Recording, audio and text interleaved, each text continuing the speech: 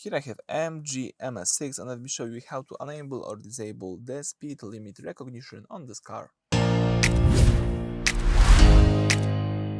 So at the very beginning, let's start by using the home screen. Then you need to find and select the car icon located at the bottom of the screen. Now let's use the upper menu and let's switch from driving mode to the MG Pilot. Now from MG Pilot, you've got here speed limit recognition. You can read the information about it. So the vehicle will intelligently detect the road speed limit and alert the driver if the speed limit is exceeded.